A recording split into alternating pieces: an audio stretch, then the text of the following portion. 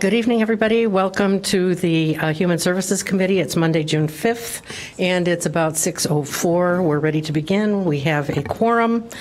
First item on the agenda is approval of the meeting minutes of May 1st, 2017. Is there a motion? So moved. Second? Does someone second? Second. Okay. Any changes or corrections? Okay. All those in favor say aye. Aye. Any opposed? Okie dokie. We're going to play a little bit with the items on the agenda. We're going to move HH7 up to the top for staff, and that's the rodent update. And perfect timing, Ike. running to the podium. All right, got to catch my breath. Good day, honourable members of Human Services Committee. I'm Ike Ogbo, Interim Assistant Director to the Health and Human Services Department. I know I submitted a memo, and I'm wondering if there are any questions in regards to that memo, and if there aren't, I can provide you some highlights of our program so far this year. Any questions? Okay. Okay. So first of all, I don't know how many of us are aware that we now have a new rodent service provider. It used to be Rose Pest Control Services.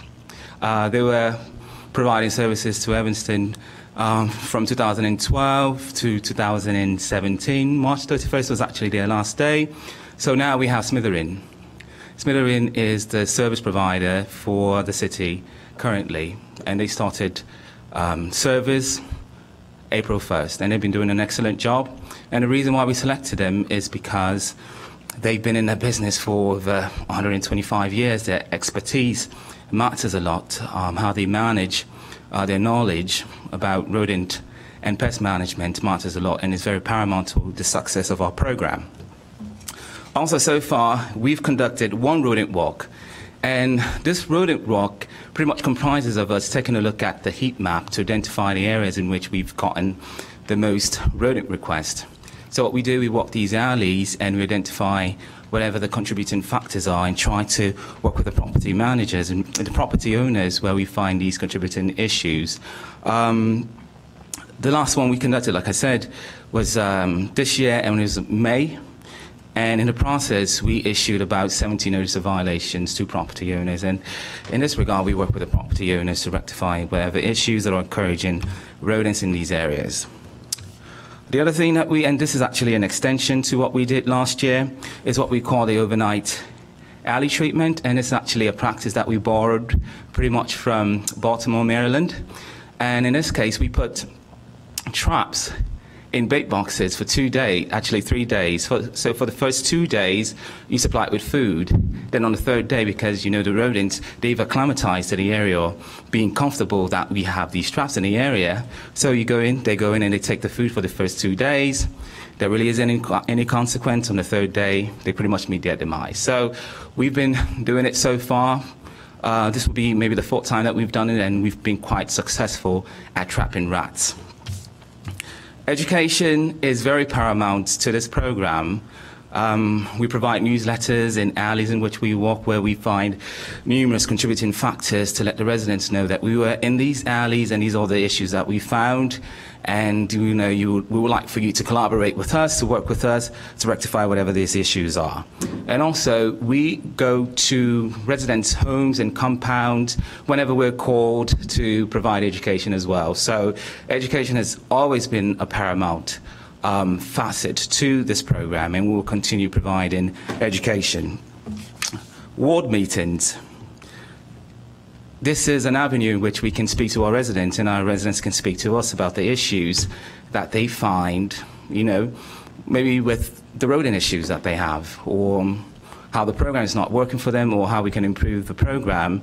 And we listen and we incorporate what we can and see what is effective from their responses and add to the program, and is actually our way to introduce the program to those who do not know how the program works, and for us to, like I said, get feedback and for us to convey what we are doing to our residents, for our residents. 311. 311 has been very, very effective in our program by training Smitherin in regards to how we respond to our residents.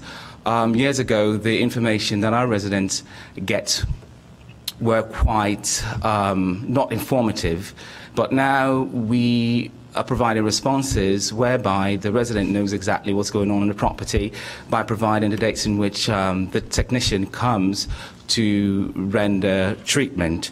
And it also gives them a figure as to what's really going on, how much activity that they have on their properties by percentage. Before it was just saying no activity or activity. Now it actually gives you a percentage of the activity that you have on your property.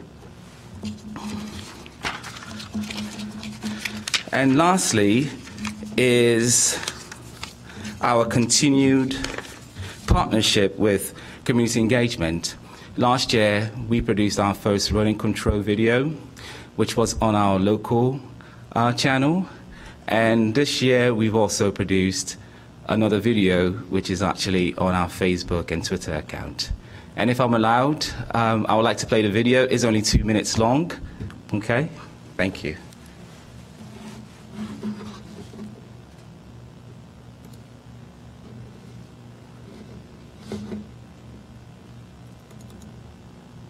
Hello Evanston, I'm Ike Ogbo, Health and Human Services Department. Spring is here, and what that means is increased rodent activities. And I'm here to give you 5 measures you can take to ensure rodent control on your property and your environs.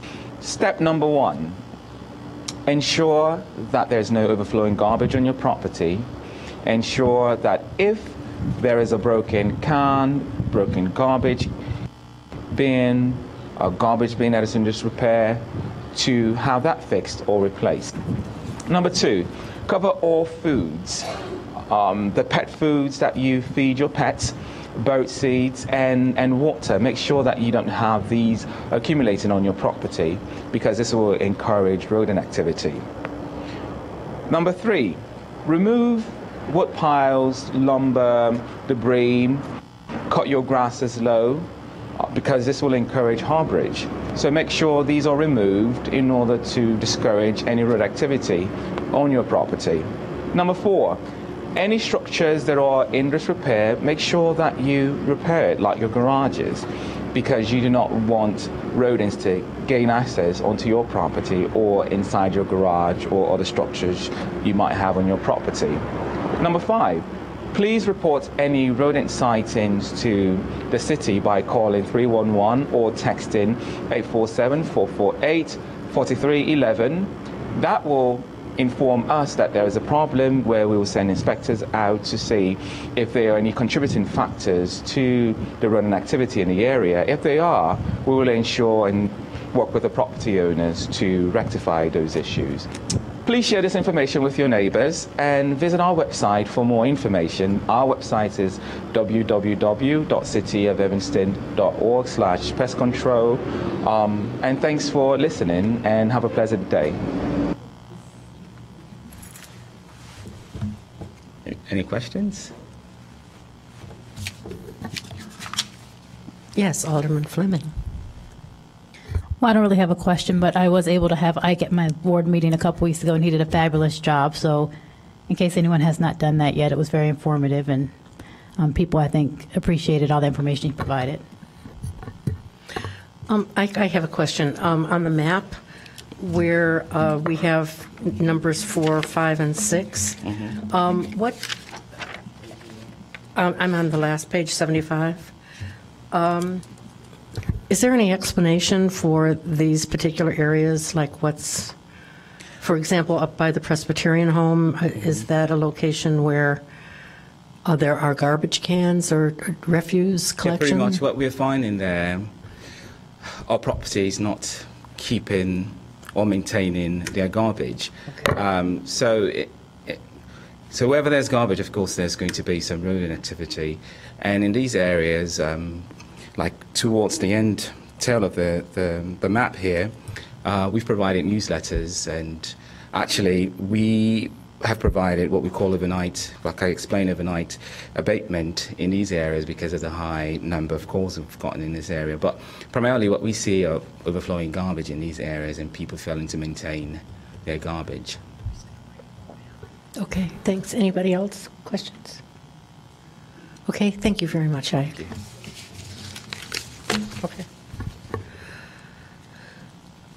Okay, now we'll go back to the beginning of our agenda for HH1. That's ordinance 39017, amending the City Code Title 8, Chapter 5, Sections 1, 3, and 4, weeds. The Evanston Environmental Board recommends adoption of the ordinance. It was held in committee on May 1st, and it's for action tonight. Is there a motion? So moved. And is there a second? Okay, any discussion? Alderman Ravel? Yes, I had a question about just a little bit of the wording in this ordinance.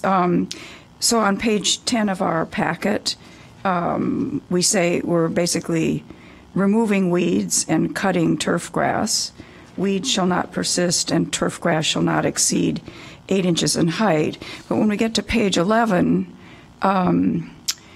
so we say, just a minute here, if after notice of violation and opportunity to cure, such owner neglects or refuses to remove such weeds or to cut such turf grass, the city may mow or remove weeds and or cut the turf grass.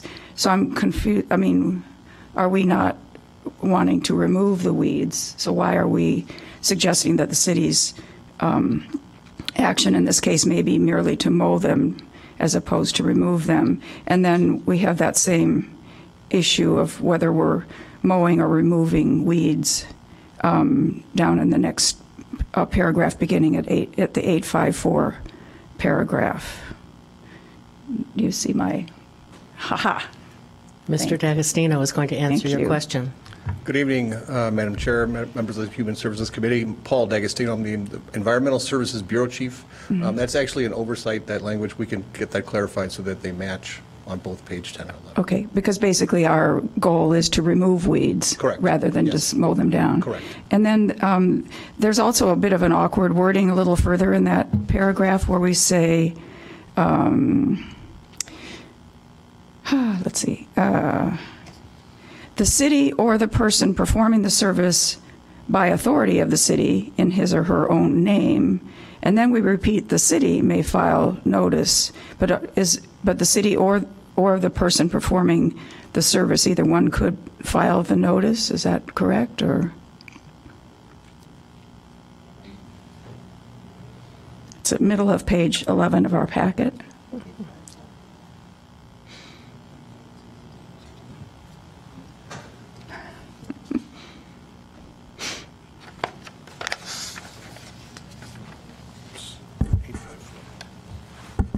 Good evening, committee. Henry Ford, Assistant City Attorney. I believe that this language initially was a mandatory lien requirement, and my understanding is that the board wanted to remove the lien requirement in its entirety. We wanted it to remain in a discretionary sort of form of function. Mm-hmm. The intention is for the city to have that option. We can't determine what a individual may or may not do in terms of its property or its choice to go ahead and attempt to remove the things, the turf and the weeds. Aha. Okay, it's, So it's confusing. We can seek additional direction from the experts on the matter, the Environment Board, to clarify that. I mean, I because think the suggestion came it's from them. just a grammatical problem going on here.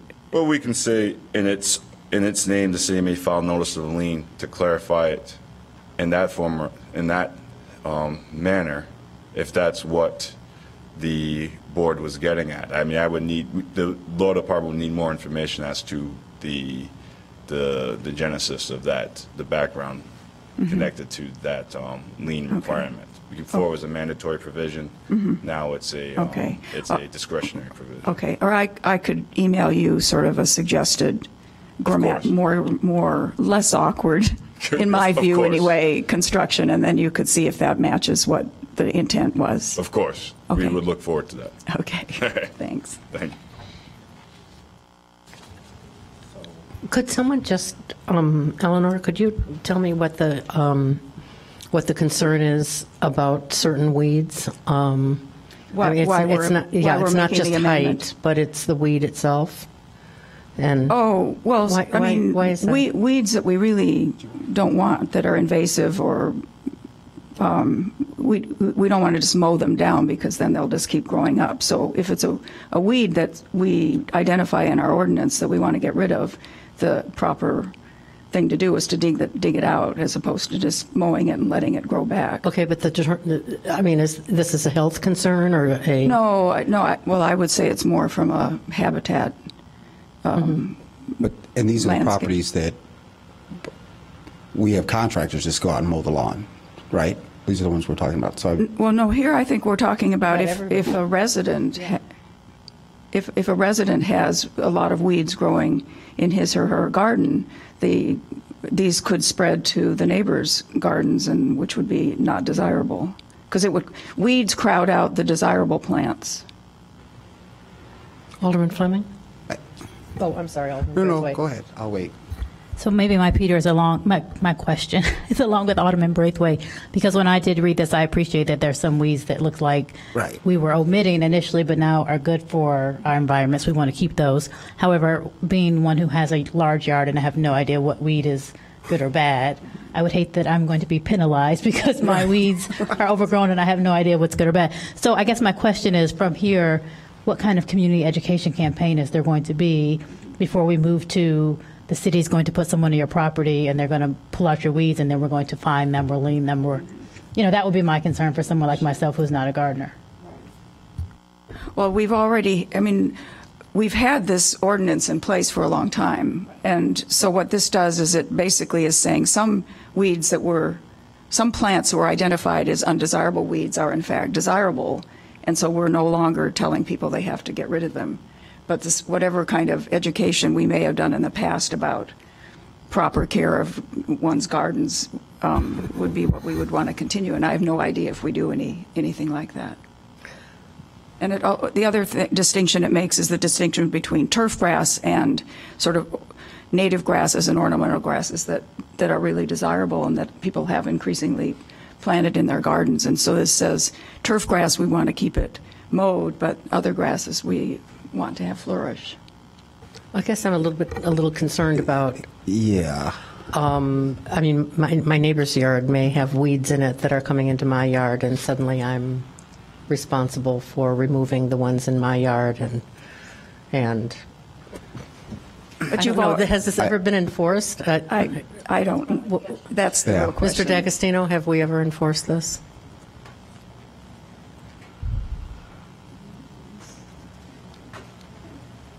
No, we've never enforced it in that manner. It's more the health department looking at harborage issues for rodents that they So that would they be- then attempt to. That would be a height issue. Right. Exactly. Not what weed is growing and, how many Not dandelions are. specifically what weed is growing, no. We tried to clarify the whole weed issue because there were ones on the old ordinance that are now considered beneficial, so we wanted to take them off. And then there's been other invasives that have come in that we wanted to get on the list. So it's not like we're going around into people's yards looking specifically for weeds, but we're looking more for complaints specifically for rodents. And if they find tall growing plant material, then this is the way to enforce them, to keep it either cut low or removed altogether. Okay. Is there, if someone is concerned about whether a plant in their backyard is a weed or not, can they bring it to you and you can tell them whether or not it's a, I'm serious. I'm serious. They can also call 311 and we'll come out and take a look at it Okay. and identify it for them. We're also going to work with the health inspectors so that they're aware of which weeds are on this ordinance that weren't on the old one, so they can help identify them as well. Okay. I guess I'll ask the stupid question because I want to understand. It's like normally if someone's grass is overcut, we send contracted landscaper, they go out, boom, they cut it, $35, whatever the cost is to the city. So now we're going to have them, if I understand what this is suggesting, we're going to have them inspect the weeds, and then if there's an additional cost, we will then place a lien on the homeowner? I'm trying to understand If the what. homeowner doesn't pay. Yeah. I get the intent. This just seems a little, for lack of better words, because I'm not that polished, crazy to me. Don't quote. I'm like looking at you. So can someone help me to understand where we're going with this? Alderman Braithwaite, my understanding based on what the Environment Board recommended is that there is the discretionary ability to lien for the cost of abating or complying with the new terms of this ordinance. So it's a discretionary sort of a lien. It's not mandatory. So yes, if there is a cost assessed either by the individual directed or individual entity directed by the city to remove the weeds or the other sort of turf grass that's not in compliance with this the proposed ordinance, then there's a possibility of a lien being filed. So I'm not crazy. All right. Okay. So my follow-up question to Paul is this going on all over town outside the second ward? I'm just not aware of it. It's not going on all over town. Okay. And like I said, it's not something that we go out just randomly looking for tall weeds and grass. It's more on a complaint basis and mainly through the health department. When they get rodent complaints, they find harborage issues. That's where it's coming from. But that's not what we're hearing. I mean, what the other part of this is weeds that are crowding out beneficial plants that might be offering harborage for monarch caterpillars. Well, I mean, those plants that harbor or that help monarch butterflies have been removed from this list. Right. No, I understand that, but I mean, I'm hearing from you that we're talking about rodent activity on one hand, but on the other hand, we're talking about habitat, encouraging habitat. Mm-hmm. And I guess I'm a little concerned, not having thought about this before, of you're coming into someone's backyard and seeing weeds all over the place and saying, oh my gosh, you've got to remove all those weeds. And I mean, would you send city staff out then to remove the weeds and then charge a homeowner for that? How Potentially, far? if they don't remove them on their own, that's a potential, yes. Wow. Okay. This is wacky. I'm sorry. I'm not. This is crazy. Yeah, no. I don't get it. I really don't get it. Sorry, my name is Chris Kacharzik. Good evening, Madam Chair. Good evening, Board. I'm a member of the Evanston Environment Board. I just want to clarify that all of this stuff about the lien is already in the existing legislation. The existing ordinance already has all of this language about the lien. The board wanted to accomplish two things. One was to update the definition of a weed so as to remove plants that are beneficial for monarch butterfly habitats. And the second was to change the city from requiring the enforcement of a lien to make that an optional, to be used at the discretion of whoever is enforcing this ordinance. So those are the only two changes that we wanted to make. Again, all of this language about whether or not it's crazy is already in the ordinance. And we were hoping to make it less crazy. Again, not to use your No, words. I mean, I would come up with a more simple solution. Like if members of the Environmental Board want to do this on a volunteer basis, like if there are properties that are infested with weeds and whoever makes that determination makes it, then as a group of volunteers, you'll go out to that home and dig rather than spray the things. That's what I guess I have my landscaper do. But for us to enforce this on a homeowner, particularly a property where the homeowner's absent and it's foreclosed, just doesn't make fiscal sense to me. Well, and again, if it doesn't make fiscal sense to you, that's fine, but that's already the law. Crystal clear on that. Yeah. And I'm okay with making that change if that's what you're pointing out. Well, and then the idea would be when whoever the city hires to cut down these weeds, we would like to change what they cut down so that they're not cutting down things that we think are beneficial and they are cutting down things that we think are no longer beneficial. Crystal clear on what you're saying. I'm just in situations where, at least in the second, I don't go around to the other wards, where there's a property where the grass is overgrown. I'm just happy to see the lawn cut along with the other neighbors, let alone making an assessment on what's a healthy weed. Like it's a little far reaching for me right now, but if there are properties all over town, other wards, then I guess I'd like to have a little bit more information. I think at the end of the day, it still makes sense that if there's that concern, then that sounds like a wonderful effort for the environmental board to get involved and say, we will come in, weed out the property, I guess, without having that expense being passed along to a homeowner or an absentee owner. And then, of course, now we're utilizing staff time to go enforce the lien, and it just, again, it's a slippery slope that I don't think we want to go down, but that's my 2 cents, whatever it's worth. Maybe someone else from the committee can provide better insight that I'm missing. Eleanor? Well, I think Paul was explaining what would trigger some kind of enforcement of, to the grass too tall or the weeds or whatever is because there's been a rodent complaint, and there I think we're mostly focused on getting rid of the plants because of a health reason rather than the habitat reason.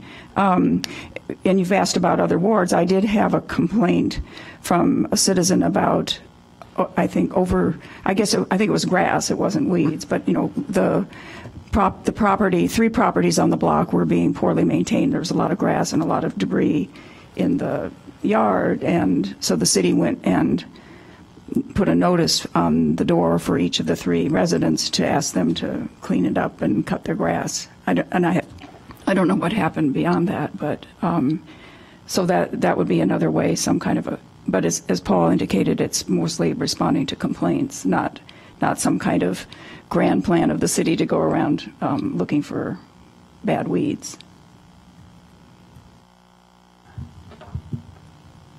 Yes, Cicely. So I guess my thought in this, Peter, and I understand where you're coming from. I kind of thought the same thing, but I'm new and I was willing to let it slide. But if we are concerned about rodents and overgrown grass for other reasons, then definitely I'm all for it. We need to send someone out and cut that. Now, if there's, a person in their yard and it's overgrown and we've called, or the neighbor has called and, they don't want to cut because this is good and this is bad and they want to hand pick or however they take care of that, I'm all for this language to allow them to keep what's good and get rid of what's bad. The lien is a little far stretching for me. But I'm happy if we think that that's already the language there, but we're not really applying it, then I would say we don't need to have it, but that's another conversation. But for those people who do want to keep the good plants and get rid of the bad ones, if they want to go through that due diligence, if it's the city's cost and we're sending someone out for a health issue, then I think we just mow it all down and we're not sending anybody, volunteer or nonetheless, out to pick and decipher what's what. It's the way I understood it to be. Don't look at me. Do I? Robin? So the lien is already happening, right? So if your grass is too high and there's a complaint and you are given X amount of days, I'm sure there's a certain amount of days, you don't cut it, city comes out, they cut it, and they lien the property owner. That's already happening, right? And so what you're asking is that when the city goes out to cut said too high grass and weeds, that they don't cut the safe weeds? Yeah, the good weeds. The good weeds? The good weeds. And so how? Yeah. So how? So we're cutting the grass, right? The grass is too tall, the weeds are too tall. So we're going to surgically not address the safe weeds? Well, Alderman Simmons, let me answer the first question regarding the lien. Mm-hmm. The current section of 8-5-4 includes the may lien provision. That's already in there. I can't answer the other questions as to the specificity of how they're going to examine or inspect what's a good weed versus what's a turf grass. That's not my domain. So I will defer to the board. Okay. Yeah, the intention was not to specify how the city cuts down weeds. It was just to try to allow people to grow things that are beneficial to particularly butterfly habitats, but also to other desirable wildlife species. Yeah, we don't really care. I won't speak for the board here, but I don't think we care how the city actually chooses to enforce when they're going and cutting down things. Okay. But I'm sorry, go ahead. So this weed would stand alone like a wildflower or whatever, and not necessarily be in unkept grass. This is a intentional, environmental, native habitat flower weed. Yeah. Okay, that was on the list to cut down, and we're trying to protect it. Exactly. So Okay. in my imagined scenario, you're growing milkweed, which is great for the monarch caterpillar, and your neighbor complains that your milkweed is too large. Before, they would be able to enforce the city to come and cut it down. Now they can't because it's not considered a weed, it's considered a desirable species. Got it. Thank you. You want to explain it to the rest of us then? No, Yes. Joking. Oh, okay. Oh, Lord. Okay, folks. Some wacky stuff. Go ahead. Lead us out of this. Well, I don't know how we got in it other than height of, I mean, I've always thought of a weed as something that was undesirable, so, and not defined. So defining them is new to me. But obviously I want to know more about it, so I will do some research and let you all know. So we have, is this for action? Yes, this is for action tonight. We've had it moved and seconded. All those in favor, say aye. Aye. Any opposed? Okay. Nay. Oh, yeah. Okay, nay? Yeah. Okay, all righty. So we'll talk about it at the council level. We'll talk about it at the council. And I think we need to have a better discussion about weeds. I feel really uncomfortable about where this all came from and the weed police, and so Weird. it's good to talk about. Okay, we're going on to HH. Yes, Want Yes. to enlighten us a little bit. you're going to straighten us out, I know. No. Good evening, Committee Chair, Human Services Fisk, and elected officials. Yvonne Thomas Smith, Health Department Director. So I just wanted to share another insight of how the language of lean and how we get involved. Currently, regardless of good weed or bad weed, we don't make that assessment. If there is rodent harbage or sanitation issues, we have the owner cut whatever is creating that. Right. Good and bad. And if the property is vacant, currently we have 91 vacant properties across our community. We maintain those properties if the bank or the estate owner fails to do that, and we do lien the property. So we lien the property of the owner currently who is committing harborage, regardless of weed or good nature and habitat, etc.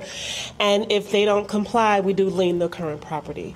So I understand the spirit of the Environment Board creating a space that is a natural habitat, but from a public health sanitation issue, trying to control the rodent population that we have. If there is a harborage that is creating a productive shelter for rodent activity, good weed or bad weed, it is cut, and it's encouraged to cut if it's over 8 inches. And that is where the language comes from in the ordinance of leaning a property currently and leaning a vacant property. So I just wanted to add that additional insight from our perspective. That is a rationale protecting the landscape. And I agree with that. Absolutely, I agree with that. Yeah. But it's what bothers me a little bit is the removal. Is okay. Let's say somebody cuts it down to 2 inches. They cut their weeds and their grass down to 2 inches. There's no longer a harborage issue there. But suddenly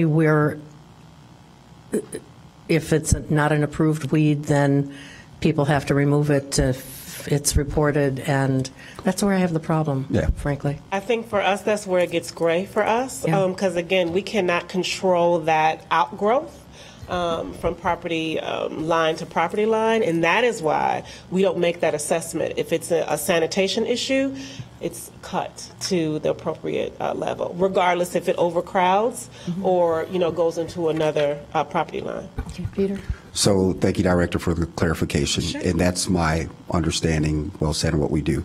What's confusing to me, the gray area, is if we start to get involved with assessing the weeds. And my concern would be wherever this came from, that if there's someone out there that has this flexibility to now enforce this, that's when it gets goofy. And so we've already voted on it. So, I mean, we can re-vote if there's a strong urge on the committee before this goes to council, but we can either deal with it now or we'll have to deal with it on the council level. I would suggest that whoever voted yes can recall the vote if we can get led, just so we hold it in committee, flush out the language with the assessment of weeds, Mr. Ford, and then allow the current ordinance as Director Thomas Smith outlined exists, then I'm good with it. And I think it's cleaner. It's just my personal opinion. Well, the Madam Chair, committee, the committee members who voted for the proposition can always make a motion to reconsider, and it can go to a vote and direct staff as to what the next steps would be. Does anybody want to do that? Sure, absolutely. So I'm clear, the safe weeds for the natural habitat are also they're a problem. They're a problem with the rodents. Basically, they have been in the past. Okay.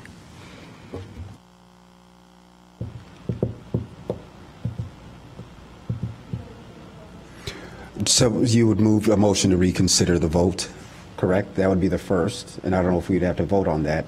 And then I would ask to hold this over, redirect it to staff to flush out any language that allows for the assessment of weeds, and then bring back the original ordinance. I think if that's something that the environmental board would like to take on and do exactly as you suggested, be a resource for residents who have that concern or want to make the discernment between what's a healthy weed and not healthy weed and invest in time, that sounds like a wonderful project for the environmental board to do. And if it looks like it's something that gains some traction, then we can revisit it at a later date. But for right now, let's flush this out and move on with the rest of the items. So you just have to make a motion to reconsider, Alderman Fleming. Well, just for clarification, Alderman Braithwaite and the committee, one of the prevailing, for a motion to reconsider, one of the aldermen who voted on the prevailing side would have to make that motion. It would have to be seconded, and that's the understanding. But just please note that this is just a recommendation for it to go on to council. It's not a final action. So this will be discussed at council again, and the council can make a full decision as to what it wants to be done with this requested ordinance. Well, you're looking at 5 members of council right now, and I would just sooner spare this the time at the council level. But again, my opinion, folks.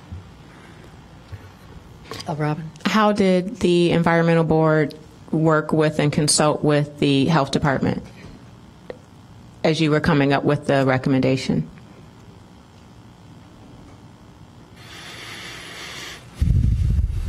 To my knowledge, there was not a lot of consultation with the board, with the health board. Therein lies the problem. Okay. Thank you. So I can make the motion to reconsider so we can clean it up. Thank you. Is there a second? Okay, then all those in favor of reconsideration, say aye. Aye. Aye. Are there any opposed? And so I'd like to make a motion now to hold it over, send it back to staff. Can I just ask? Oh, please. Henry, okay, so now we're basically back, no vote, we're still in discussion then. Okay. Okay, Peter and then Eleanor, please. Go ahead, if you'd like to make a point before I make the motion. Well, I was just wanting us to kind of clarify exactly what we were going to be trying to change. So it sounds to me as though what we're saying is when we're dealing with weeds, even good weeds, in the context of rodent harborage, that we would discuss that in one way in this ordinance. But I think we also want to make sure that we take care of the problem that the Environment Board was trying to address, which is a garden that has a lot of milkweed, and then a neighbor thinks, "Oh my gosh, that's a weed," and so we want to allow conscientious gardeners to be able to maintain the desirable milkweeds, for example, while also giving our health department the authority to take care of weeds that are creating a problem in terms of rodents. Well, I think we want to distinguish between the habitat and the harborage. And so if we have a neighbor that's complaining because it doesn't like milkweed, doesn't like the things that fly around, but there's no infestation there, that's one thing. I mean, there, the Environment Board maybe can offer a homeowner help to come and relocate or thin or do something, but this ordinance is trying to do two completely different and complicated things, and it's not. So can you just restate? Okay. I'm sorry. Okay, so Cicely's next, and then Robin, did you want to come after? No, I think you actually covered what I was going to say. I think it seems to me to be two different things. I think in the case of harborage and rodents and trash, we want everything cut down, or at least I want my neighbor's stuff cut down if we're getting rats. Right. If you're growing a milkweed, butterfly garden, whatever, and I call 311, there should be some clarity if that is, illegal or good weed or whatever we're calling it, and so they can keep that as long as our health department knows that, it has not been cited also for, being a rodent home. So I do think it's two separate things, and I would like clarity on that, and I'm happy with both of those. I don't love the lien part, but if we need the lien part, I'm not going to fight that either. But I do think we need kind of two separate things here if we can get that done in one ordinance.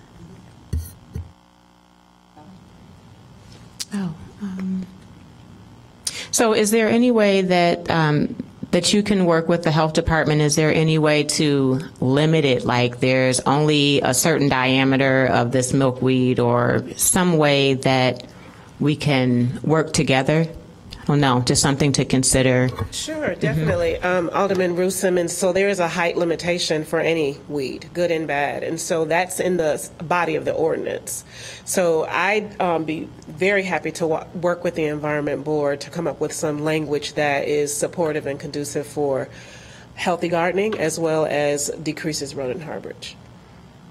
Thank you. Okay, my guess is that staff understands where we're coming from and what the concerns are, and, Yes, I'm very and you clear. can sort this out and bring it back to committee at our next meeting, if Yes. you would. Yes, Okay. Alderman Fisk. Is everybody happy with that?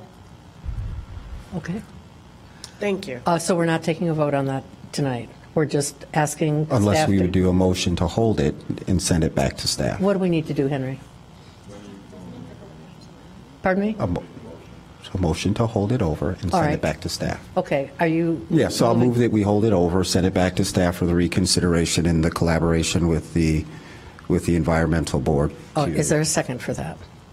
Okay, we're all set. All right. Okay, well, that was fun. Okay. We're now on to HH2, which is Ordinance 48017, amending the City Code, the definitions in City Code Section 814.6, penalty of Title 8, Chapter 14, drug paraphernalia control. The Administrative Adjudication Officer, Sue Brunner, recommends adoption, and which imposes a $200 fine for violating Title 8, Chapter 14, drug paraphernalia control. It's for action tonight. Is there a motion? Is there a second? Second. Okay, and discussion. Sue, where's Sue? She isn't here. Sue's not here. Okay. Any discussion at all, or just everybody wants to vote? Cecily? Sorry, I have some clarifying questions, which excuse me for not knowing the answer. So I understand this will be not a misdemeanor, but a $200, maximum $200 fine. So my question is, what is our court cost when someone comes before our administrative court? That I don't know. You don't, off the okay, top of- I don't know either. I can get that. I can Okay. provide you with that information. And well, my other question, and maybe you can provide me this later.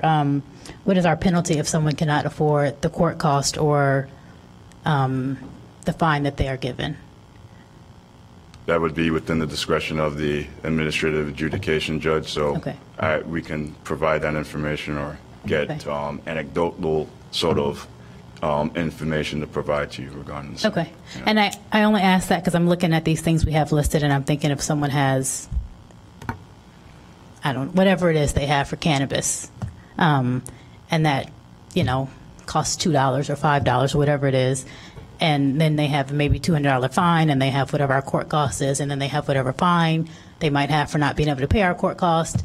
I just want to be conscious of the penalties that we are doling out in terms of finances.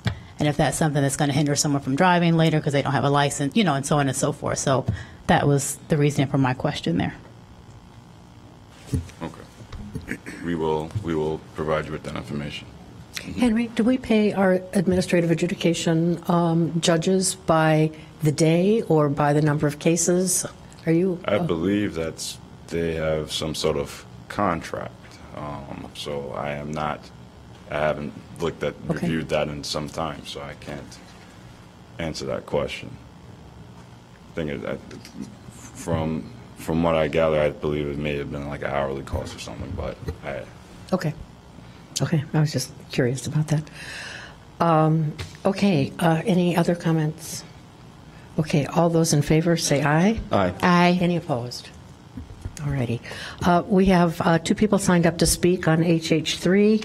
HH3 is Ordinance 49017, amending the city code by adding Chapter 18 pavement sealant applications.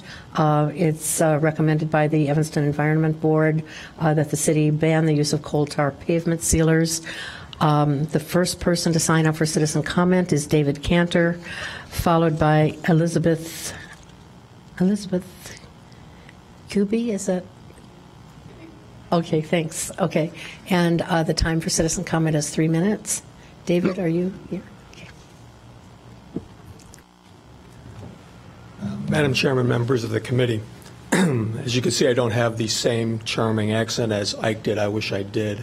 I think life would have been a lot different for me if I had.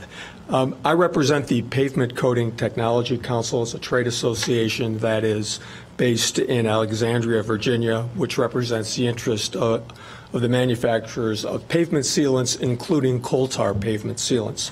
I'd ask that the City Council, I'd ask that the committee defer its action on the proposed ordinance until the committee has had the opportunity to have the PCTC come in and make a presentation. I provided Mr. Ford with materials. I'm not sure if you've had a chance to see them.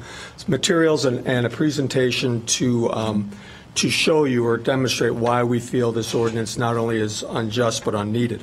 A rhetorical question that I would have is: has the city or has any aspect of or branch of the city tested any part of its water supply to find out if there is elevated levels of PAHs, and if so, whether or not those PAHs can be attributed to coal tar pavement sealants? And I have the feeling that the answer is no. So without doing any testing, this proposed ordinance truly is a solution in search of a problem. Until Evanston tests its stormwater runoff, the lake water near its beaches, or any water source, as I said, the proposed ordinance is a solution in search of a problem. The Environmental Board seems to be concerned with PAHs, polycyclic aromatic hydrocarbons.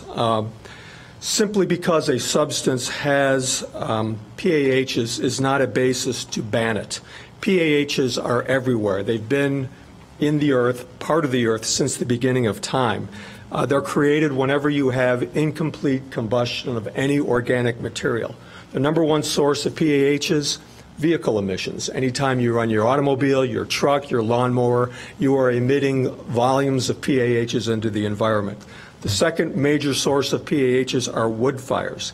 That could be in your fireplace, in your fire pit, a bonfire. Anytime you have combustion, you're going to release PAHs into the environment. PAHs are also found in grilled and barbecued meats, smoked fish, chocolates, roasted coffee beans. Really, the list is endless, and certainly none of those products which contain PAHs have ever been the subject of a proposed ban here in Evanston or anywhere else. Now, the response normally is yes, but PAHs are known to cause cancer. Well, it is true that some individual PAHs have been demonstrated to cause cancer in laboratory mice. Other PAHs, individual PAHs, have not had the same effect. They've not been linked to cancer in laboratory mice.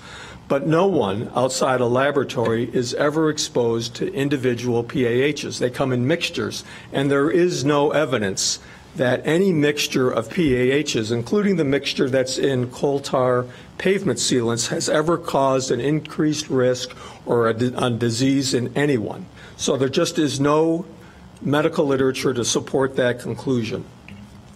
Besides, there are multiple products available for sale in Evanston which contain substances that are known to cause cancer. Cigarettes, smokeless tobacco, pesticides, alcohol, bacon, red meat, fried foods, tanning beds. All of these products contain substances or themselves are known to cause cancer. So the mere fact...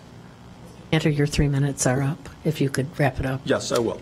The mere fact that something has been associated with causing cancer is, again, not a reason in and of itself to have an ordinance to ban it.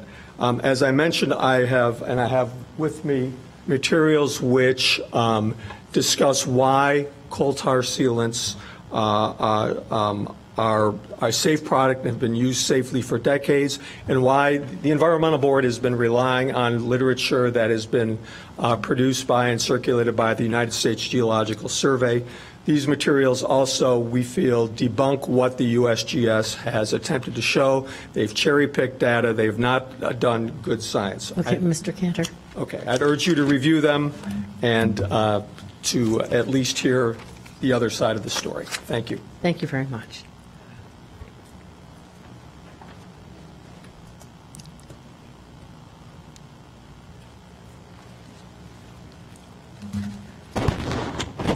Chairman Fisk and members of the Human Services Committee. I am Elizabeth Kinney. I'm a resident of Evanston, and I'm here as co-president of the League of Women Voters of Evanston. And I'm here to voice the League's strong support for the Environment Board's proposed ban on the use of coal tar sealants in Evanston. As Mr. Cantor mentioned, coal tar sealants contain polyaromatic hydrocarbons, and they're called PAHs. They are known to be toxic to aquatic life and probable carcinogens. The U.S. Geological Survey found that in areas where coal tar sealants are used, the level of PAHs is significantly higher than in other areas, and living next to coal tar sealant coated areas put residents at a much higher risk of cancer. There are reasonable alternatives available at reasonable prices. In response to Mr. Cantor, I would say that I can choose whether I want to eat chocolate or not, but I can't choose whether or not my neighbor decides to use a coal tar sealant on the driveway. Over time, the coal tar sealant breaks into particles. It goes off, gets tracked into houses, sent into the air, and flown and goes into your streams through runoff. Just like with this issue of smoking cigarettes, there's no reason to wait till somebody dies from inhaling or getting toxic intake through the use of coal tar sealants. We know for sure that it's toxic to aquatic life, and it's been shown to be probably carcinogen to people. We would urge you to support the ordinance. Many other communities, based upon their own research, have banned the use of coal tar sealants, including Winnetka, Wilmette, Highland Park, and South Barrington, just to name some of the local ones. It started in Austin, Texas. Some whole states have banned the use of coal tar sealants, like Minnesota and Washington. So we would see there's no reason to do any further study, that it's what we have reasonable alternatives, and there's no need to expose our residents to this sealant. Thank you. Thank you very much. Okay, those were our two citizen comments on HH3. So we'll open it up to discussion from the committee. Oh, I thought we did. Seconded already. It was moved and seconded? Yes, Yeah, yes, okay. So discussion? Anybody? Eleanor? No? Sure, why not? Well, I would urge the committee to approve sending this on to the City Council for its full consideration. I've been looking through the literature. I'm aware of the industry's disagreement with the U.S. Geological Survey findings, but the information that I've been reading seems pretty persuasive. I think The public health concerns prompted the AMA, for example, to call for a national ban on coal tar sealants. This was in November 2016. And there are definitely readily available alternatives that don't pose that same kind of health threat. So I would urge us to send this on to council. Okay, thank you. Henry, this isn't on, it doesn't say that there's an action for this on the agenda? Okay. It's for action or for introduction? Which? It's for action. It's for action. Okay. Okay. And I'm sorry, I don't remember. Was it moved and seconded? It was. Okay. We don't know who moved and seconded. It wasn't moved. Okay. Somebody needs to move this. I'll move it for discussion. All right. Second. Wait, no, it's for introduction. Yeah. For the purposes of discussion. For the purposes okay. of discussion. And it's been seconded? Yes. Wonderful. Okay. So, all those in favor say... I'm sorry, my light was on. I'm sorry. That's all right. So first I want to just thank Alderman Revelle as well as members of the environmental community for bringing this issue to our attention. Alderman Revelle, have you had an opportunity to speak with our public works staff regarding this ordinance or any other members? My concern is, and I don't know to what degree, but I'm assuming that, again, assuming that we use the coal tar to patch and seal our roads. And so should this ordinance move through and pass, I'm curious to know what the impact would be for our city staff for patching the pavement, and particularly in the winter time. Right. Well, my understanding is that that the city does not use coal tar sealants. I mean, I've heard this in particular in terms of our parking lots patching specifically. I don't know, but my understanding was that it was not being used by the city. But I'd be happy to have confirmation from staff. Yeah. Okay. I don't think we'll have that confirmation tonight, but when it reaches council, we will. Are you all right with that? If it was just for introduction versus action, I think that this could have a huge, I don't know. I mean, we have Mr. D'Agostino. Do you have any experience with this, Paul? I do not have any personal experience with it, but I'm 99% sure we do not use the product in Public Works. But I can definitely have a firm answer for you before council. Okay. Okay. All right, then all those in favor say aye. Aye. Any opposed? Okay, we're moving on. All right, HH4, we are going to, we need to have a meeting in July, according to the city manager. Our July meeting is set for July 3rd. Is there anyone who cannot make it on July 3rd? Ooh. July is going to be tough if we move it off July 3rd. Who wants to be in a meeting July 3rd? Jesus. Well, I can't make it. Okay. I'm also unavailable. All right. So we are postponing in September. We are having our Human Services meeting on a Wednesday because Labor Day is on the Monday. So would an alternative be in July also to have it on Wednesday, the July 5th, so that people do have a 4-day weekend? Or day after? Come on.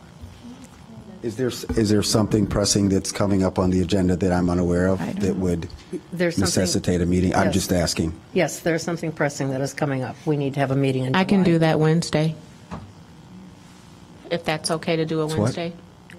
What? Mm-hmm. What is it? Do you want me to speak on? Yeah. Thank you. Thank you, Madam Chair and members of the Human Services Committee. Our Equity Empowerment Coordinator, Patricia Ephraim, has been working on an Equity Empowerment Survey report, and she would like to present that in front of the Human Services Committee and do it prior to her next scheduled public meeting in August. And so she wants to be able to report out at that August meeting her findings, but she would like to have that first be presented to Human Services Committee before going to the public meeting. So we were looking when to is the have meeting in July. August? I don't have that meeting in front of me. I can look that up. No, meeting. when The is meeting- our meeting? Okay. Our meeting is the 7th. Mm-hmm. And her meeting, we don't know? I'm looking at right now. And Kimberly, wait, for clarification, she's going to report back on her survey findings? Well, on her report that she, so cannot speak too much to this because Right. I haven't been given much Right. detail, but it's from the communications, the previous meetings that she held to discuss the equity empowerment issues that's happening in Evanston. And so this is her report back to Human Services Committee before going in front of, to her other additional public meetings in August and September. I believe the date for those meetings are, sorry, my computer is slow. Let's see here. I don't see it. I do not see it, but I will get back to you all as soon as possible.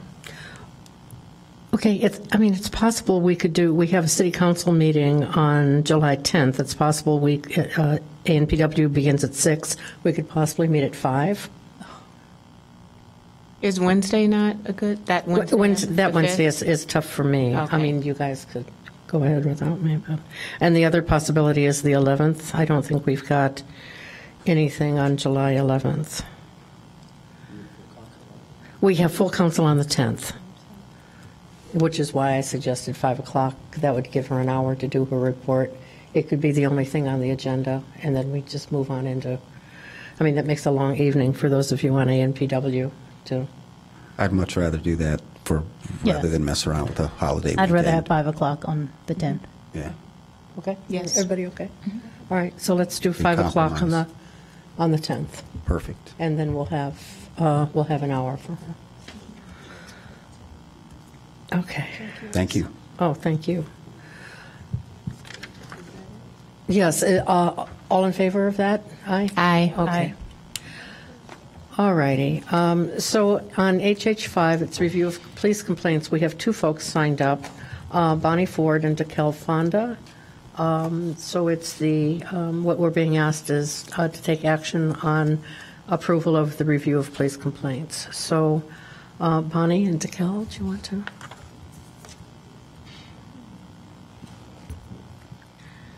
Hi, I'm Bonnie Ford. I'm a 34-year resident of Evanston. Raised my 2 kids here, and often use the police department to support me in that. So, the incident that I complained about was due to a move that I had to make within Evanston here. And on 7 December 2016, I wrote a lengthy detailed description of that was available to you to review. In that description, the whole report finally came up on the website. I was not told where to find it. Commander Wright was going to tell me on Thursday, and I guess it didn't even get there till Friday. So I finally saw it tonight.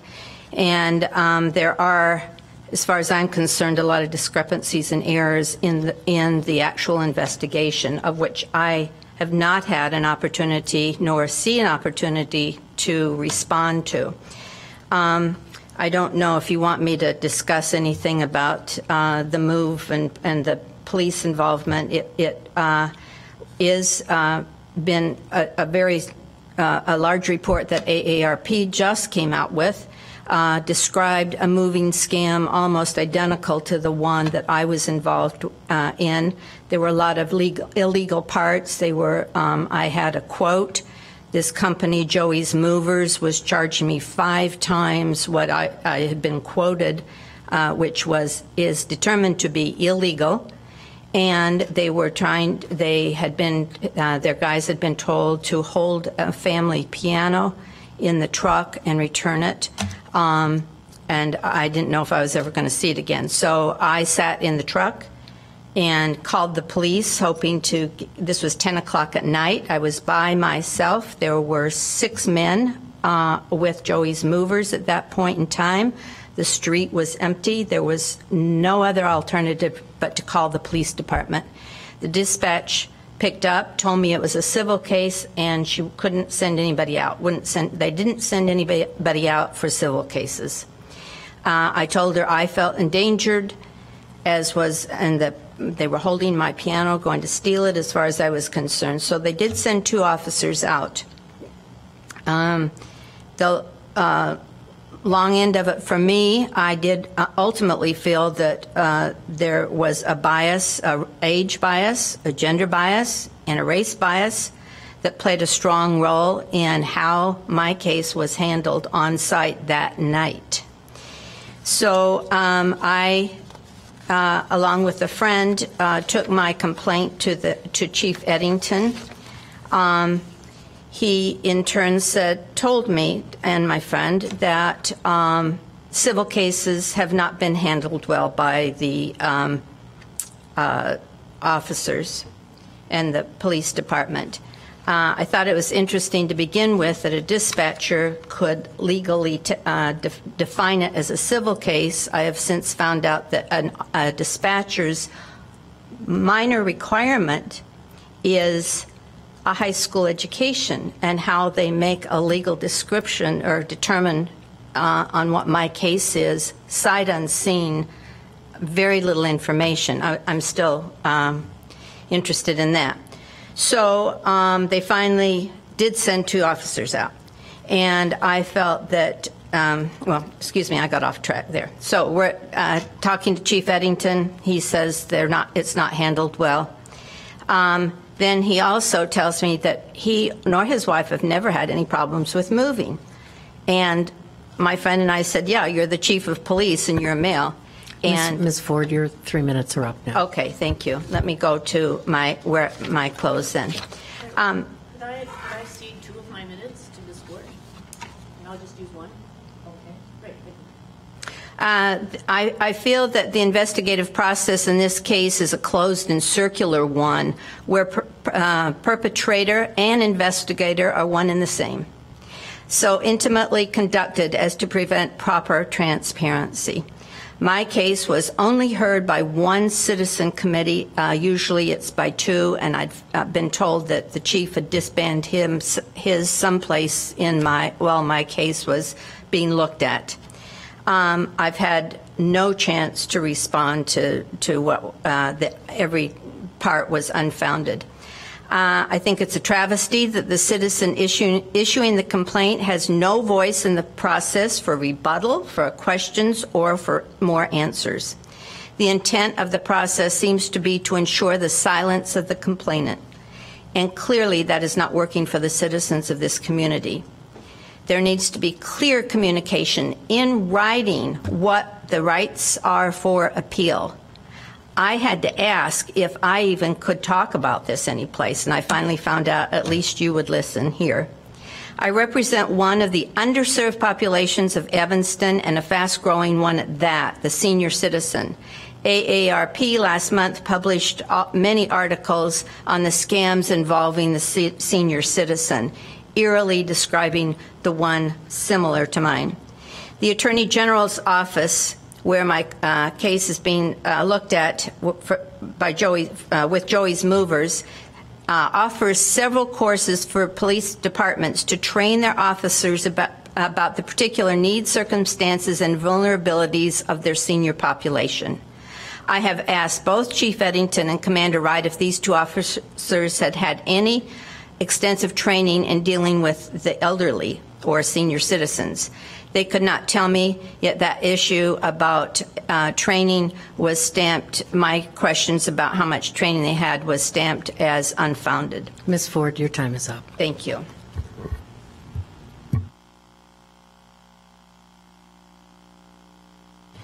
Thank you for letting me cede 2 of my minutes. I'll be very quick. DeKalb Fonda, 2nd Ward.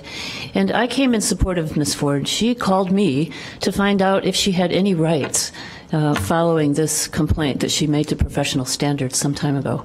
And she should not have been calling me.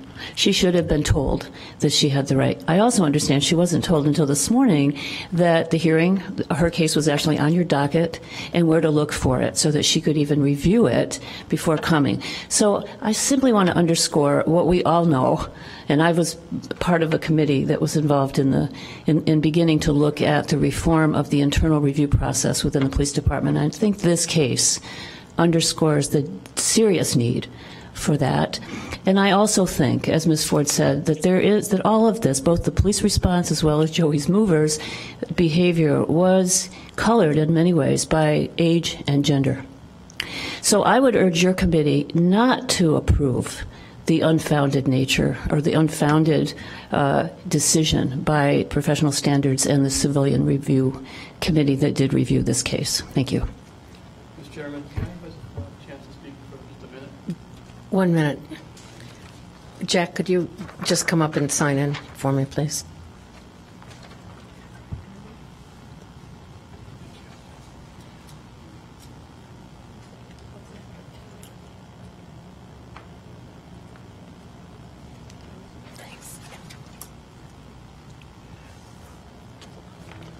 Thank you, Madam Chairman and committee members. I didn't know the agenda was published until today. I didn't realize you had a 75-page packet. I was not prepared to speak until I saw some details in that packet, particularly at the end of your packet there's a section of completed complaint registers and departmental inquiries. And this particular case, CR 1701, was disposed as unfounded. Your definitions of unfounded dispositions are, and I quote the words, allegations false, no credible evidence to support them. I am the friend that Bonnie refers to. I can tell you that there was a traumatic experience on her part. I was with her at Eddington's office, and believe me, her accusations are not at all false. So I think that that needs to be taken into consideration as well. Thank you. Okay, thank you very much.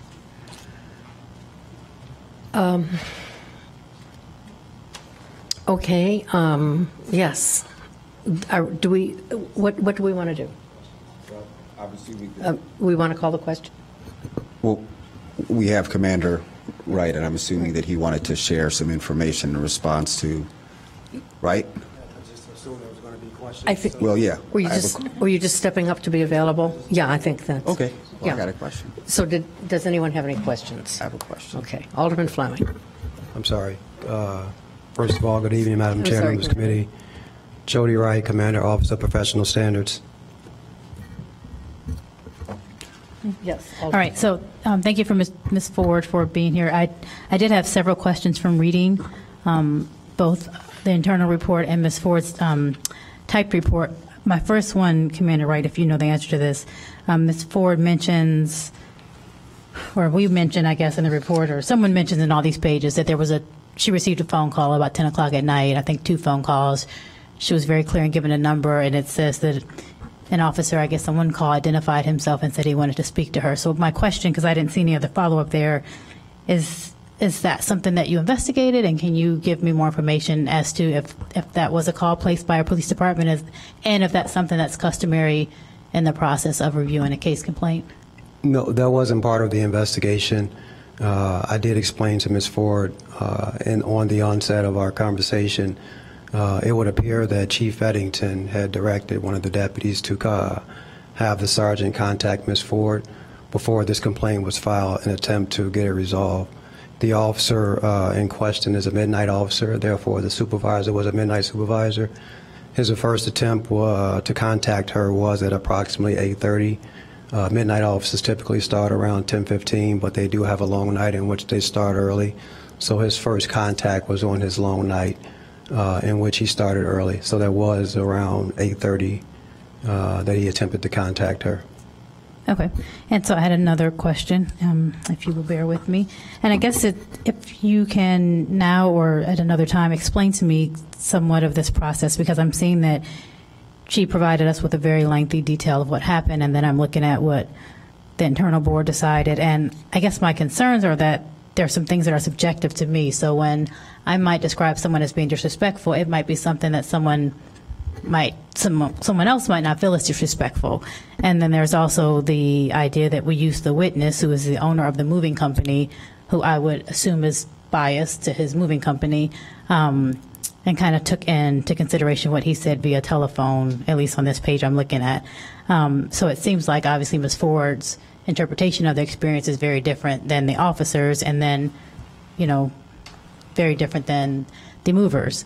So I guess if you can help me understand how we then try to make the decision as to who is actually right in the case, because I'm assuming Mr. Joey Movers is not going to tell us that his movers are disrespectful and we're trying to hold the lady's piano. And I will, be the first to admit that I have been in her shoes where I've had a whole carload of furniture, a truckload of furniture held in front of my house for 6 hours on a Sunday. But the moving company maybe is not going to be very forthright in giving that information to the police. So because she gave such a lengthy report here, I guess I'm trying to figure out how we decide what is disrespectful and what is truthful when the person we're asking is the one who maybe is in the wrong. Okay, so in regards to the witness, we can only use whatever witness is available to us. So it wouldn't be any different if it was a witness on behalf of the police department or on behalf of the complainant. We could only talk to who was there. As far as the allegations themselves, her specific allegations were that the dispatcher failed to dispatch the police to her, and in fact told her that they weren't sending the police out. She also indicated that she told the dispatcher that she was in fear for her safety. In reviewing the 911 video, that conversation never happened. The initial conversation with the dispatcher informed her, in fact, that it was a civil situation, but we will send the police out. She also informed her that there weren't any cars available and that we would send one out as soon as they were available. So she never denied sending the police, and Ms. Ford never related to her that her life was in jeopardy. She simply used the language that they're holding my piano hostage. In regards to how we figure out who's actually telling the truth is based on the evidence that's submitted. The officers were interviewed in this case. As far as the threats were made, she said I was threatened with arrest, but both officers stated that as the situation progressed, Ms. Ford refused to leave the cab, the moving truck of the movers. So at that point, to end the dispute, they informed her that she was in fact criminal trespassing and she could be arrested. They also stated that they informed her that they didn't want to arrest her, but that could be an outcome if she didn't remove herself from the cab. So the allegations that she was threatened, that the dispatcher failed to send someone out, that she informed the dispatcher that she was in fear for her safety, according to the 911 tape, that never happened.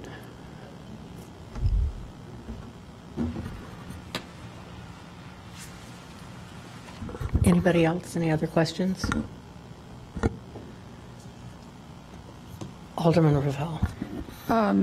So when I have to get my names sorted out here, because we keep changing when the committee, the CPAC, when they review, could you talk about sort of the process that that committee went through to review the results of this investigation? So after the investigation is complete and all the supervisors sign off on it, then the summary of the report goes to CPAC, which is the Citizens Police Advisory Committee. They review that and any additional information that they request, and then they make a determination individually. But that process isn't until after the entire case is complete and is given a disposition and or a recommendation if there's discipline involved. Ms. Ford mentioned that her case only went to one committee, and that was because by the time that her case was ready for committee, EPAC was already disbanded by the police chief, so there was only one committee for her complaint to go to. Right. But so the CPAC, do they just get basically this kind of information, the same written report that we received? Yeah, they'll receive a summary. If they request to see, to hear audio or see video, we'll avail that to them. But so do you know if, in this case, whether they did view that to basically to hear what the dispatcher said? And I'm not 100% sure. I can check.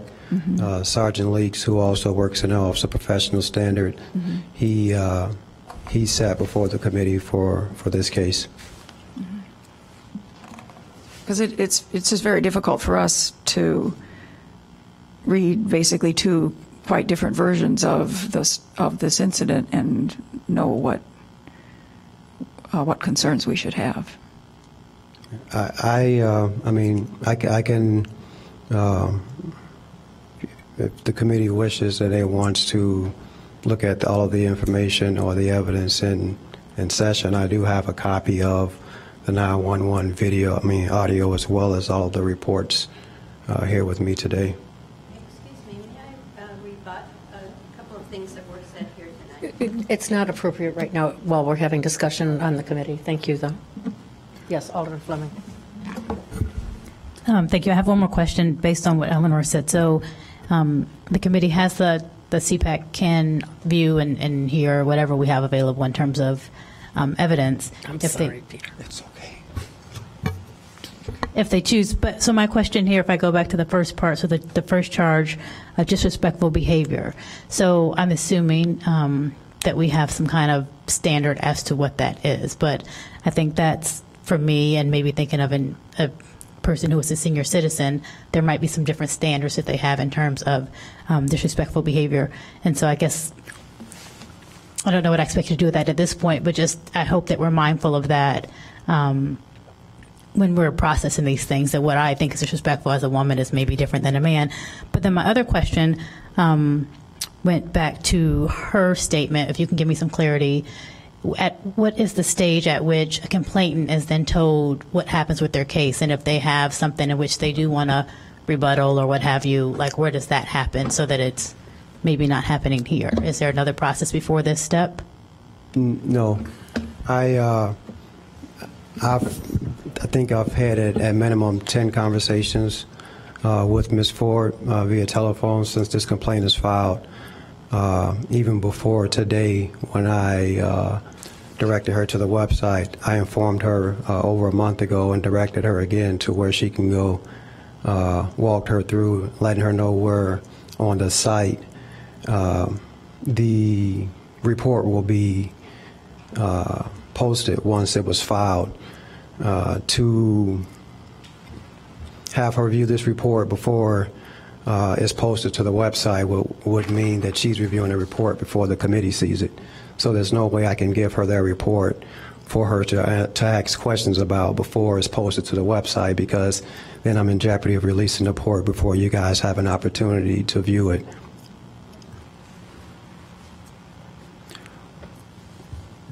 Alderman Braithwaite. Thank you, Alderman Fisk.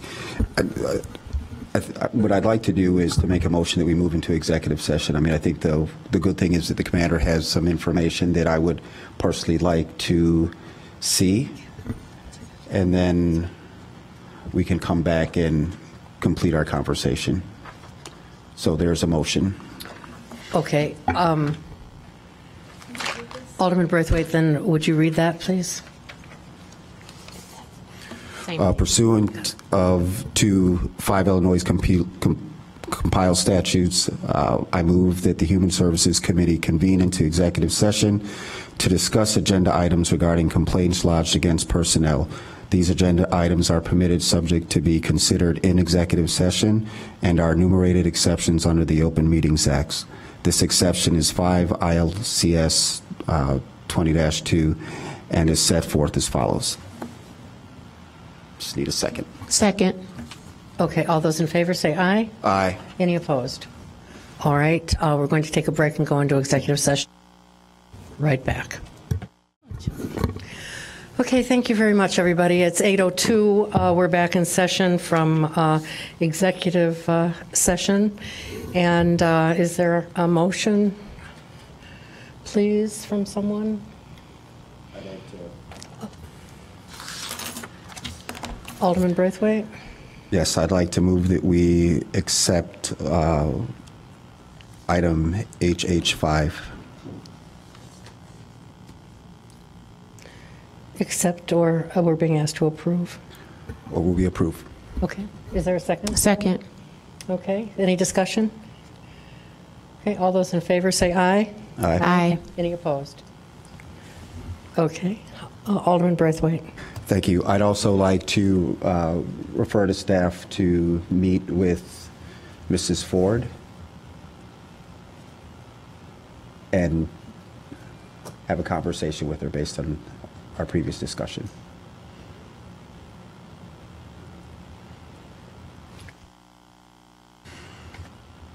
Okay, that's fine. Are there? No, not tonight. We're moving on to items for discussion. Oh, we did that. Sorry. What I'm? Oh, okay. Items for discussion are police issues, the work plan update.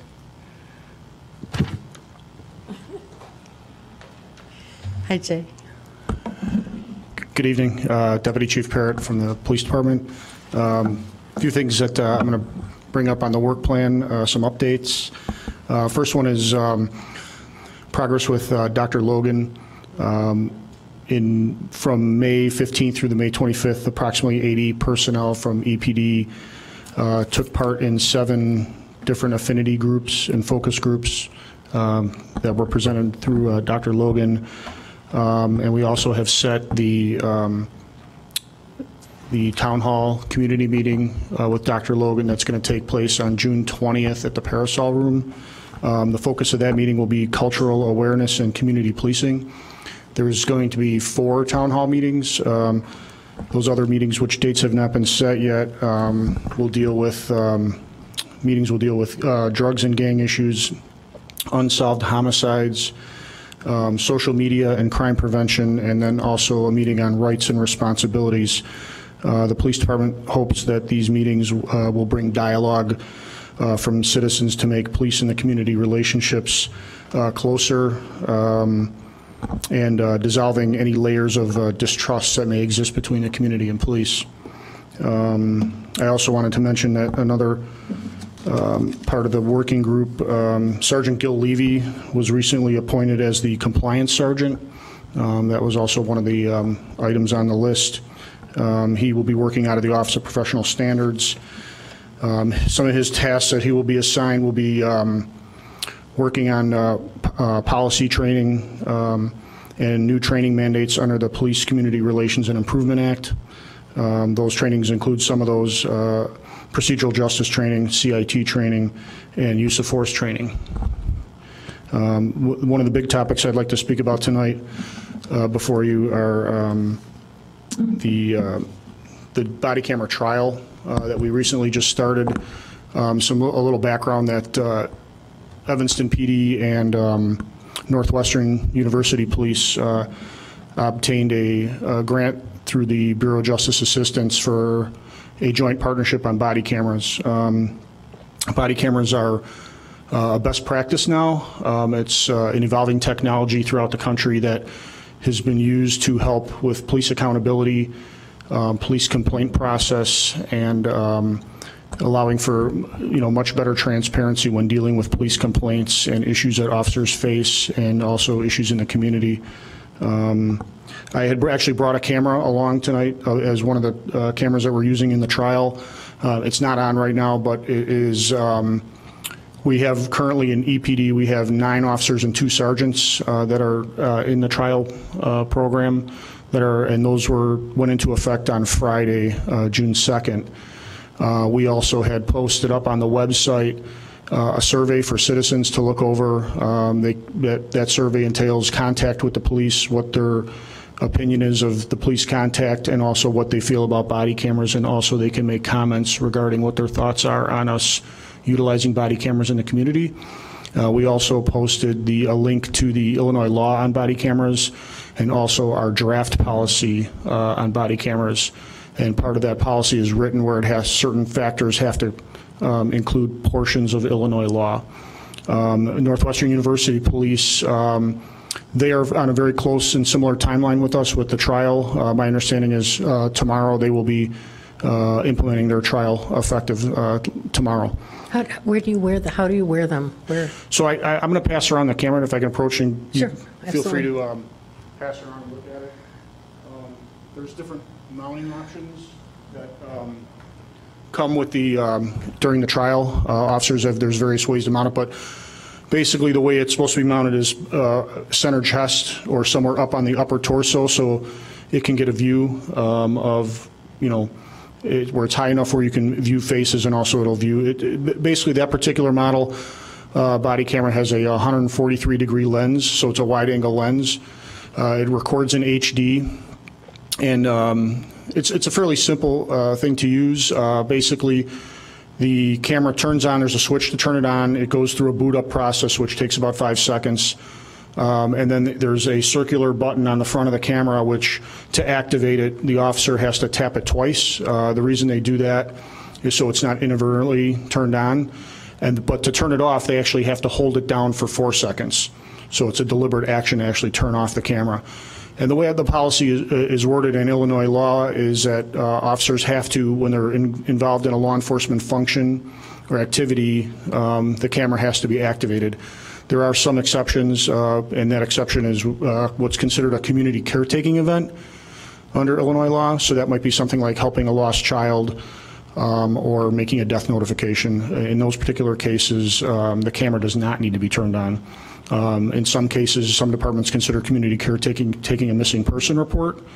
So those are just kind of examples of how, but any law enforcement related activity where they're responding to, the camera has to be activated. And what this camera technology does is we've been using for over 10 years car cameras, but car cameras obviously are in the car, they're part of the roadway or something just adjacent to the roadway. This expands that ability to go way beyond into structures, into backyards, things that were not normally captured on the car.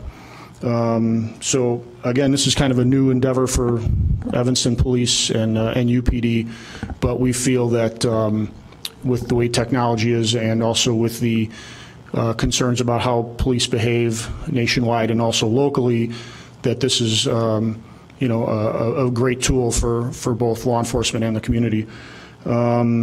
If you have any questions, I'd be happy to take any.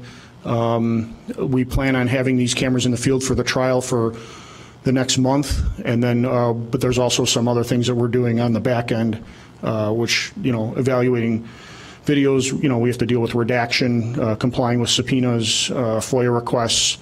That basically takes sometimes quite a bit of time to make those videos accessible. So eventually, will all of our officers have body cameras? Is that what the goal is? Yes, the goal is under the current grant that we received covers 120 cameras, and then for us, and 40 cameras for Northwestern. But we also have applied for an additional camera grant funding. So. And then is the recording then downloaded and then attached to the file? Is that how? Yes, actually, the particular vendor that of the camera that we're using right now is when the officers get done with their shift, they take the camera. There's a dock that's hooked up through an Ethernet cable that uploads to a cloud, and then those videos are available for review. Those videos can't be altered or deleted. Everything that's done with those videos is regulated by state statute, and so currently officers have the ability with this particular brand to even before it's uploaded, if there's a particular incident, they can actually view the video through an iPod device or smartphone, they can actually pull up the video and review it to assist them either with writing the report or just having some more details available to them regarding what was in the video. And then once it's uploaded, they don't have that capability anymore, but they will have the ability to access it, and then they could label that, whether it's through a case number, type of incident, and then those videos are also they can make a case where other officers that were at the scene also, where it's made into one large file. So it's basically the video files are easily tied to one incident. So we can look it up by date, time, or type of incident, or specifically the officer. Okay, and then all of these can be FOIA. Is that? Well, actually, under the Illinois body camera law, it's interesting. It's the way it's listed in the statute. It's FOIA exempt with the exception of numerous things, and some of those things that are listed are use of force incidents by officer, if there's great bodily harm or death shown in the video, if there's a police complaint, the officer's under investigation for misconduct. So there's various things that can trigger, where they may be FOIAble. Depends on who's in the video. Certain permissions, like for a victim or witness that's in the video, they would have to give permission, or their legal representative would have to give permission to release the video without some type of redaction. So that there's some nuances to the law that afford some protections, but also some of it is FOIAble. Okay, Alderman Braithwaite. Thank you, Madam Chair. Thank you for the update. So we have our second ward meeting this Thursday at the police station. Are you available to be present to share that with the residents? Sure, yeah, absolutely. And then my second question is, are we able to show through screen what the site of view is for the camera? So yeah, sure, I could do that. I can actually show that from a mobile device without actually having to log in and download a video. I can show it actually right from the device itself. Let's plan on doing that this Thursday. Thank you. Alderman Ravel. Yes, I have a question about a different part of the work plan that wasn't on. It's not the subject of your update because it was completed a while ago. Okay. And this is number 17, the Civic Center office hours. And I'm just wondering what we've done to let the public know that that option is available. I know that that's being handled by the Office of Professional Standards. I don't know if I could try to catch Commander Wright, who's out there, to see if there's any. I know they were trying to make available some office hours here at the Civic Center away from the police department. Right. I guess I went on the police web page just to see if there was any information there that would really make it clear that that was an option, and it seems to me we could make it more obvious just on the police website, and whether there's other ways we could get that information out. I think what was decided, and I don't quote me on this, but I believe that because having set hours at the Civic Center, where if there was a complainant and they wanted to meet off-site at the Civic Center, that was a more viable option, so the officers weren't just sitting in a separate office and they could still perform their duties. Right. But I can check and. Right. It's just more making sure that the public knows that that's an option in case they are hesitant to go to the police department itself. Okay. Thank you. I'll check and make sure that there's some more information added to that. I guess I want to borrow you for the first ward meeting then tomorrow night. Okay. I was going to let you off, but. No, that's okay. I was planning on stopping by anyway, so. Alderman Fleming, did you have? Yeah. I did, yes. Can you, topic number 7 for the dashboard, can you give us an idea of where that is in terms of timeline for launching? Sure. I actually spoke to Commander Dugan about that, who's working with Hillary out of the city manager's office, and so I believe they've decided on what the measurements are going to be, and I think they're just trying to figure out the actual format of the presentation on the dashboard. So those are just a few things that need to be figured out. I hope that does that answer.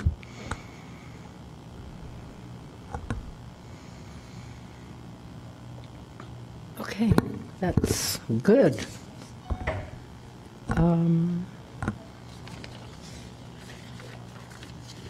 Okay, are there any items of communication? Thank you.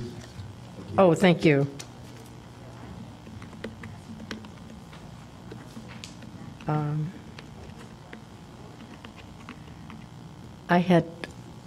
I had just one thing that I wanted to say, and then anyone else who has a point of personal privilege, please feel free to do that tonight.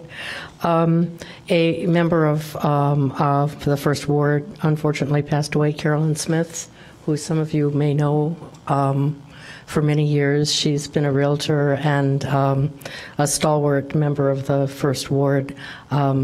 Passed away just the other day and will be sorely missed. I'm making that announcement tonight because visitation for her will be this Friday from 4 to 9 at Donnellan Funeral Home in Skokie, and there will be a notice in Thursday's Pioneer Press. Carolyn was just about the nicest person I've ever met and the most professional person. It's interesting that we're talking tonight about weeds because Carolyn could make anything grow without even paying any attention to it. Things would just bloom for her, and I think that really speaks a lot about who she was and the love she shared with all living things. So my heartfelt prayers go out to her 3 daughters and the rest of her family, and she will be sorely missed. So thank you for allowing me to say that. If nothing else, is there a motion to adjourn?